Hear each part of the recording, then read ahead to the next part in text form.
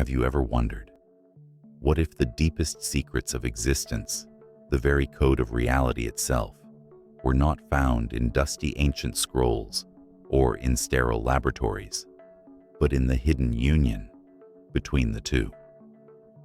What if science and spirituality were never meant to be separate, but were once one great cosmic language, a language now forbidden, forgotten, and deliberately concealed? This is not merely a story about quantum physics. It is a revelation about consciousness, creation, and the power that lies dormant within every human being. Because somewhere between the equations of Einstein and the mantras of ancient mystics lies a truth so potent, so paradigm-shattering, that it was buried under centuries of dogma and distraction. A truth that, if remembered, could awaken humanity from its long engineered sleep. Throughout history, whispers of this knowledge have surfaced. In the temples of Egypt, in the teachings of the Vedas, in the cryptic writings of alchemists who claimed the universe itself was alive. They all hinted at the same hidden law, that consciousness shapes reality, that the observer does not simply witness the world, but creates it. Modern science calls it the observer effect. Ancient mystics called it manifestation. But they are fragments of a far greater whole, a forbidden quantum wisdom that unites the mind and the cosmos in one infinite continuum. In this video, we will explore the secret lineage of this knowledge, how it was known to the ancients, rediscovered by modern science, and then quietly suppressed. You will see how the universe is not a cold machine, but a living consciousness, reflecting your every thought, emotion, and vibration. But be warned, this is not comfortable knowledge. It will challenge what you've been taught about matter, time, and the nature of existence itself. Because when you truly understand how reality works, you realize how powerful you really are. Tonight, we will peel back the veil of illusion, trace the forgotten path between spirit and science, and rediscover the forbidden quantum knowledge that could, if embraced, change the fate of humanity itself. Long before the term quantum was ever whispered in a physics laboratory, ancient civilizations spoke of the universe as a living mind, a boundless field of intelligence that breathes through every atom, every star, and every soul. The Egyptians called it the Ka, the divine energy that connects all forms of life. In India, the Rishis named it Akasha, the etheric field that records all events, thoughts, and emotions. The Chinese sages called it Qi, the universal life force that flows through heaven and earth alike. And in the West, the Hermetic philosophers wrote of it as the anima mundi, the soul of the world. Different names, one truth. These ancient traditions shared an understanding that reality is not a static, material construct, but a fluid, conscious continuum. They believed the universe was woven, not from matter, but from awareness itself. The physical world was merely the visible surface of an unseen ocean of energy and intent. This wasn't mysticism to them. It was science of the soul. In the hidden schools of Egypt, initiates were taught that the human mind was a mirror of the cosmos. As above, so below, the Emerald Tablet declared, revealing that every thought, every vibration could ripple outward to influence the fabric of existence. To the ancients, consciousness was not trapped within the brain. The brain was only the receiver. The signal came from the infinite. But somewhere along the great arc of human history, this wisdom was fractured.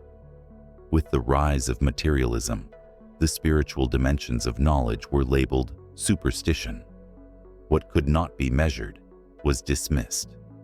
The heart was separated from the mind. Spirit was separated from matter. Yet traces of the old knowledge remained, encrypted within symbols, myths, and allegories. The alchemists of the Middle Ages spoke of transforming lead into gold, but those who understood their code knew they were describing an inner transformation, the awakening of consciousness from density into light. Centuries later, when the pioneers of quantum physics began probing the subatomic world, something extraordinary happened.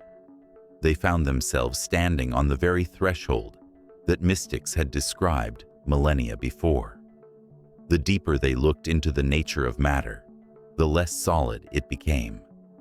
The atom dissolved into energy, energy dissolved into probability, and finally, probability dissolved into conscious observation. It was as if the universe was whispering again, "You were never studying me. You were studying yourself." But this revelation carried dangerous implications. If the observer truly affects reality, then human beings are not victims of a mechanistic universe. They are co-creators of it. And a humanity that understands its creative power can no longer be easily controlled. So, the teachings that once united science and spirit were quietly divided, one side given to religion, the other to rationalism. The bridge between them was burned. What remained was confusion, separation, and the illusion of limitation. Yet, the ancient currents of wisdom never vanished. They flowed underground, through the esoteric orders, through mystical traditions, through the whispered teachings of those who knew the truth could not be destroyed, only hidden. And today, as quantum science begins to rediscover what the ancients already knew, humanity stands at the edge of remembrance. The forbidden knowledge is rising again, not as myth, not as metaphor, but as living proof that consciousness is the true architect of the universe. What exactly did the ancients know about this cosmic connection? And how does quantum theory secretly confirm their wisdom? Let us now step deeper into the heart of the mystery. At the center of this mystery lies a single staggering realization. Reality is not made of things. It is made of relationships, vibrations, probabilities, and awareness. What we call matter is not solid. It is a dance of invisible energy, constantly collapsing into form only when it is observed. This is not poetic symbolism. It is quantum fact. When physicists first conducted the double-slit experiment, they discovered something that shattered every assumption about the material world. Subatomic particles, electrons, photons, even entire atoms, behave like waves when unobserved, existing in a state of infinite possibilities. But the moment they are measured or watched, they collapse into a single outcome. Observation creates reality. This means that at the most fundamental level, the universe does not exist as a fixed structure until consciousness interacts with it. Without the observer, there is no world as we know it, only a sea of potential.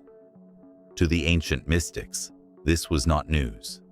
They spoke of Maya, the grand illusion of solid matter, the veil that hides the truth that the universe is a projection of consciousness itself. They said that all forms arise from the field of awareness, shaped by thought, emotion, and intent. Modern quantum theory is, in essence, rediscovering this. And yet, there is something even deeper, something the textbooks rarely discuss. When consciousness interacts with the quantum field, it doesn't just observe, it influences. The observer is not passive, it is participatory. This means that your very thoughts, subtle electromagnetic patterns of energy, are interacting with the universal field every second. Every belief you hold, every emotion you feel, sends ripples through this field, shaping probabilities into events and potentials into experiences. Think of it like tuning a cosmic instrument. Your consciousness is the musician, your thoughts are the notes, and the universe is the resonating chamber that amplifies what you play. The question is, what melody are you creating? This is why ancient initiates trained their minds as diligently as warriors trained their bodies. They knew that uncontrolled thought leads to chaotic creation. Fear, doubt, and anger distort the field. Clarity, love, and focus harmonize it. In the temples of Luxor, initiates underwent years of silence and meditation to still the mind, not for religious piety, but to align their consciousness with the hidden pattern of creation. In doing so, they could influence weather, heal bodies, and perceive events across time. They were not defying the laws of physics. They were working with them, on a level the modern world has forgotten. Now imagine the implications. If consciousness is the true creative force, then every reality you experience, from your relationships to your health to the fate of civilization, is an extension of collective thought. Wars are not born from politics, but from unresolved fear in the collective mind. Peace is not achieved through law, but through resonance with higher order. This is the forbidden truth, because if humanity knew it could rewrite reality with the power of perception and belief, no government, no religion, no system of control could hold. And so, this knowledge was cloaked in metaphor, hidden in sacred geometry, buried in mystery schools, encrypted in the language of myth. But its essence has never changed. You are not in the universe. The universe is in you. But what if this isn't just a spiritual principle? What if quantum mechanics, consciousness studies, and even neuroscience are now beginning to prove that your awareness literally sculpts the physical world? Let's go deeper, beyond the metaphors and into the mechanics of reality itself. If Part 1 revealed that consciousness interacts with the quantum field, Part 2 dives into the mechanics of how and why this truth has remained hidden. The deeper scientists peer into the subatomic realm, the more they encounter paradoxes. Particles behave like waves. Time can run backward in equations. Entanglement links two particles across vast distances instantly, as if space itself doesn't exist. These are not small curiosities. They are clues to a hidden order, an underlying fabric of reality that transcends the boundaries of matter, time, and even individuality. This is where science begins to sound like mysticism. The phenomenon of quantum entanglement, what Einstein called spooky action at a distance, is a perfect example. Two particles, once connected, remain linked no matter how far apart they drift. Change one, and the other reacts instantly. To the ancients, this was no mystery. It was the principle of oneness, the understanding that separation is an illusion. What you do to one part of the whole, you do to all. Every prayer, every intention, every act of kindness or cruelty reverberates through the field that unites us. Modern science calls it non-locality. Hermeticism called it the web of creation. The Vedas called it Indra's net, a cosmic lattice of jewels, each reflecting all others. Different names, same truth. But here's where it gets even more forbidden. Hidden within many esoteric traditions is the claim that consciousness does not merely affect reality, it selects it. The universe exists as an infinite field of probabilities. Every possible timeline, every possible version of reality, already encoded as potential. Your perception is the lens, the selector, collapsing infinite potential into one lived experience. This isn't wishful thinking. Physicists, such as John Wheeler, proposed the participatory anthropic principle, that the universe exists the way it does, because observers participate in bringing it into being. Without consciousness, There is no cosmos, only quantum chaos. If that's true, then manifestation isn't magic, it's physics. But there's a reason this knowledge feels forbidden. Because if each of us is a creator, then the collective beliefs of humanity are the most powerful technology on Earth. Whoever shapes belief shapes reality. Control the narrative, and you control the world. Ancient priests, secret societies, and even modern institutions have understood this. Knowledge of consciousness as a creative force has been cloaked, encoded, and sometimes weaponized. What better way to keep humanity asleep than to convince it of its own powerlessness? And yet, there have always been outliers. Nikola Tesla hinted at non-physical energies that could transform civilization. Quantum pioneers like David Bohm proposed an implicate order, a hidden field of wholeness underlying everything. Mystics and sages spoke of unity, resonance, and vibration, though often at great personal risk. They all pointed to the same paradox. You are both the dreamer and the dream, the observer and the observed, the sculptor and the stone. When you begin to understand this, everyday life shifts. Random chance feels less random. Coincidences, synchronicities, and intuitive flashes become the signatures of the quantum field responding to you. This is not about egoic control. It's about alignment. You cannot force the field any more than you can force a river to flow upstream. But you can harmonize with it, like a surfer riding a wave, and in doing so, navigate to a higher timeline of experience. The ancients taught this alignment through ritual, sound, and intention. Modern science is now exploring it through meditation studies, biofield research, and experiments on the power of focused thought. Slowly, the veil is thinning. And that brings us to the turning point of this journey. If this forbidden quantum knowledge is real, and evidence suggests it is, how can we use it practically? How can you, here and now, begin to align your consciousness with the field to transform your life and contribute to the awakening of humanity? This is where the ancient meets the modern. This is where hidden theory becomes living practice. We've journeyed through the hidden corridors of history and the paradoxes of quantum science. Now we stand at the threshold where theory becomes practice, where the forbidden knowledge stops being an idea and begins becoming a lived reality.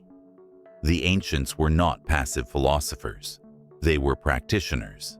They developed disciplines, meditations, rituals, breathing techniques, chants, not as empty ceremonies, but as technologies of consciousness. Each practice was a way to align the mind, emotions, and body with the subtle field that gives rise to form. And the good news?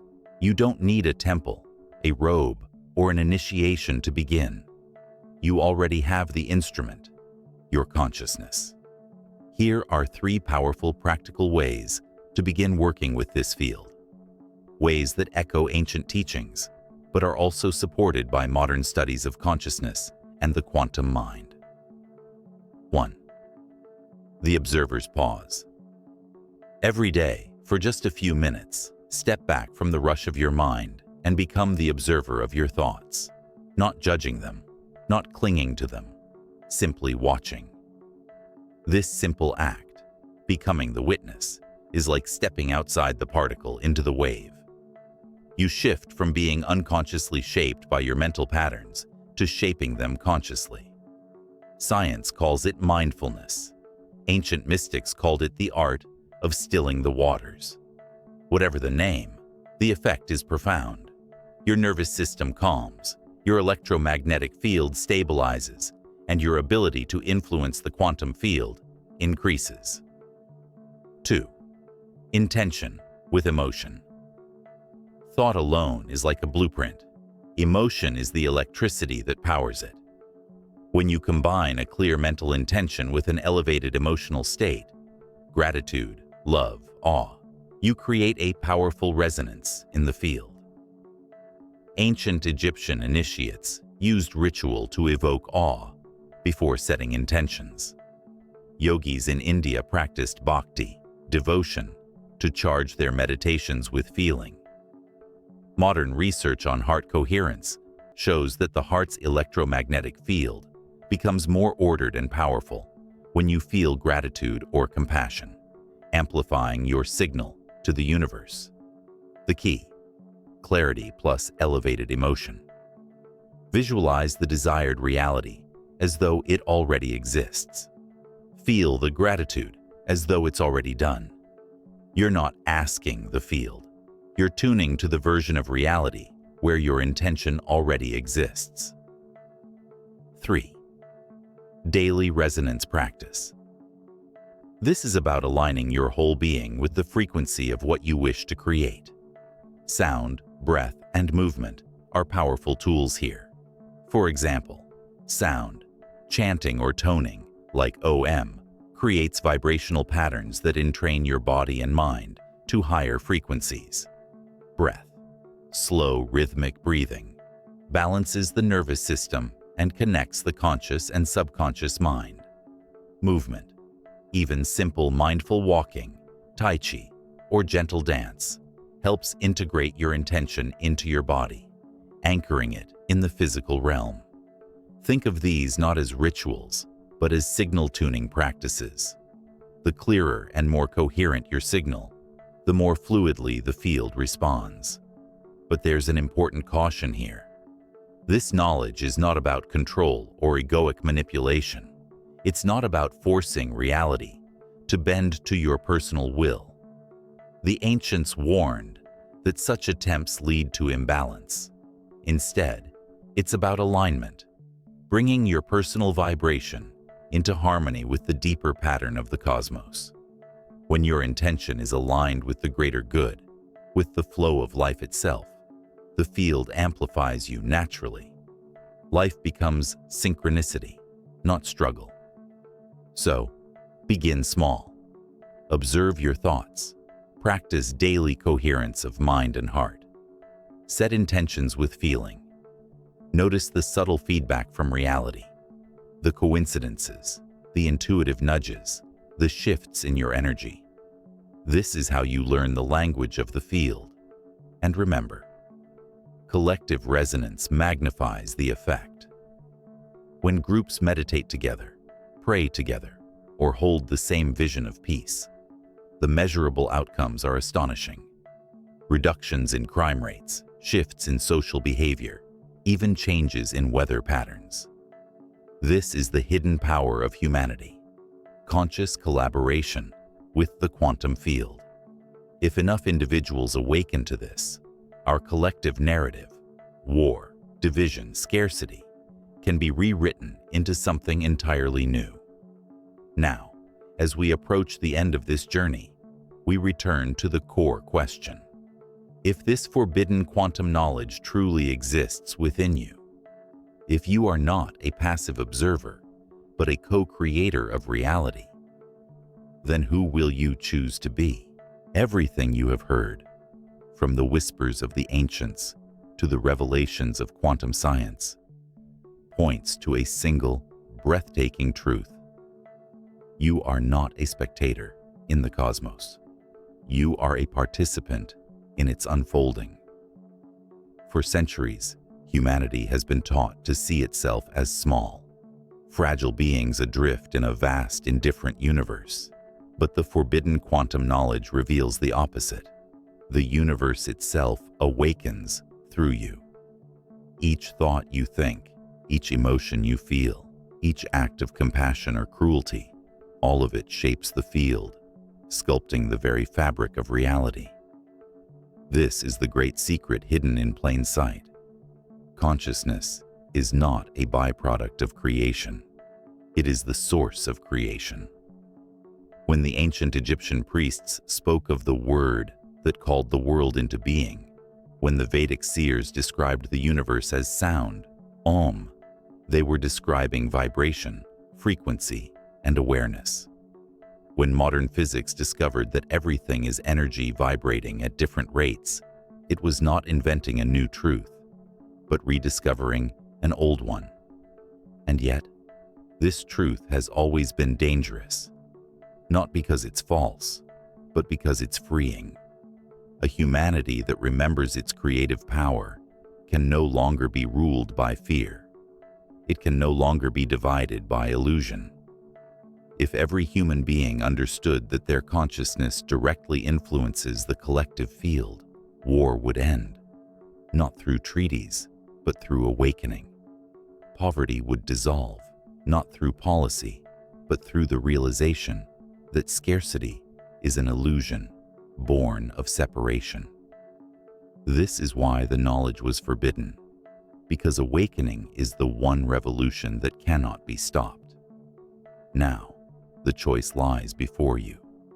You can continue to believe in a world of separation, where matter is dead and consciousness is confined to the skull. Or you can remember that you are a luminous node in an infinite web of creation, co-dreaming reality with the cosmos itself. The ancients called it enlightenment. The mystics called it awakening. The scientists call it quantum potential. But in truth, it is simply remembrance. You were never powerless. You were only unaware. So, the next time you look at the night sky, remember, the same energy that spins the galaxies is the energy that breathes within you. The universe is not out there. It is here, pulsing behind your thoughts, responding to your intent, waiting for you to awaken. Because once enough of us remember who we truly are, humanity itself will shift. The dream will change, and the forbidden knowledge will no longer be forbidden. If this message resonated with you, share it, speak it, live it. Because every soul that awakens adds light to the field, and perhaps together, we can remember the universe that's been waiting for us all along.